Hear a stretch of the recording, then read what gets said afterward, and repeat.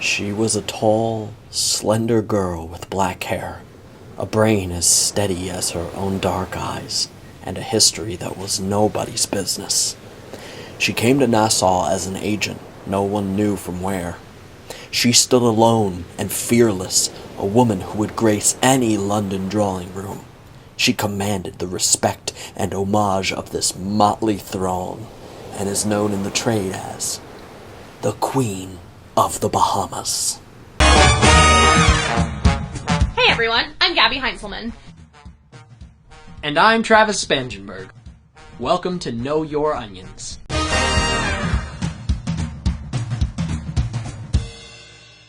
When it comes to the world of bootlegging, what names come to mind? Al Capone? Lucky Luciano? Well, it's time to add one other name to that list. She was a woman who defied the contemporary ideas of who was tough enough for the booze business. Gertrude Lythgoe was simultaneously a dazzling flapper and a no-nonsense smuggler. Lythgoe was born in Bowling Green, Ohio, as the youngest of 10 children. She excelled in school, and by the time Gertrude was an adult, she already had a sharp wit and a quick mind. Gertrude was also beautiful, which earned her the nickname Cleo due to her resemblance to Queen Cleopatra. Cleo was not secretive about who she was or where she came from. She just took some creative liberties. I'm just over from California. Oh, I'm from Canada. Oh, I'm from India. I'm from over in Transylvania, my dear. Like most girls her age, Cleo started her professional life as a stenographer in New York City. Then, she left her typewriter behind to work for British Scotch company Hagen McTavish. The liquor business treated Cleo well until the United States baffled the world by banning the sale, manufacture, and transport of intoxicating beverages. The company could make a fortune by selling legal liquor in the Bahamas, and if some of their buyers smuggled it illegally into the United States, well, that was no problem of theirs. Hagen McTavish sent Cleo down to Nassau to set up shop. Cleo turned out to be the perfect person for the job. She was smart as a whip and incredibly successful. Also, she blended perfectly into Nassau's social scene, easily charming partygoers and smugglers alike. She is truly a wonderful personality, a woman of cultivated tastes, who can talk books and who travels with the best music in her trunks, and shows such artistic taste in dress. There was one hurdle in Cleo's life in Nassau. Men. It was a smuggler's paradise full of violent and profane men who didn't take women very seriously. Her skills changed their minds. The other bootleggers were enamored with her ability to safely navigate the treacherous environment. Perhaps her mentor Bill McCoy more than any other. Nassau was not the best place in those days for attractive, unprotected women. But though she was the former, she certainly was not the latter. An able, thoroughly competent girl was she. No twittery Jane at whom one could make passes with impunity. She expected others to mind their own business as she attended to hers. Both Cleo and Bill McCoy were serious about the quality of liquor they sold, only the best. Cleo would go to any length to protect that reputation, something more than one mouthy bootlegger found out the hard way.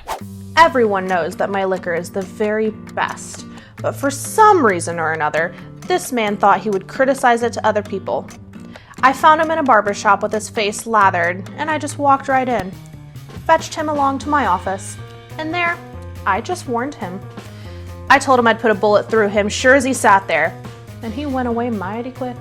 Cleo mostly acted as a middleman between buyers and smugglers, but that doesn't mean she was afraid to get her hands dirty. Occasionally, she would join Bill McCoy aboard his ship, the Tomoka, and stay on for weeks at a time to make sure her liquor sold. His voyages took him all up and down the East Coast, from the Bahamas to right here in Savannah to New Jersey. In 1923, Bill McCoy was chased down in international waters. The Tomoka was fired upon, boarded, and Bill was arrested. While he claimed to have been outside the 3-mile limit at the time, he ultimately pled guilty to avoid a long trial. The following year, the law came for Cleo too. While visiting New Orleans, she was accused of smuggling 1,000 cases of liquor into the city. She was arrested and hauled into federal court. Lucky for her, she had put an employee in charge of the shipment in question, and it was him that tried to sell the liquor. Once that revelation came out, Cleo was cleared of all charges. Her arrest and his jail time soured their bootlegging careers.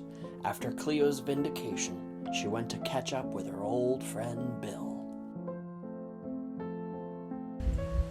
Why don't you come aboard my schooner for a while? We'll sail away from all this. No liquor, no cops. Just you and I. What do you say? Bill, believe me, it's a tremendous temptation, but I still have some unfinished business.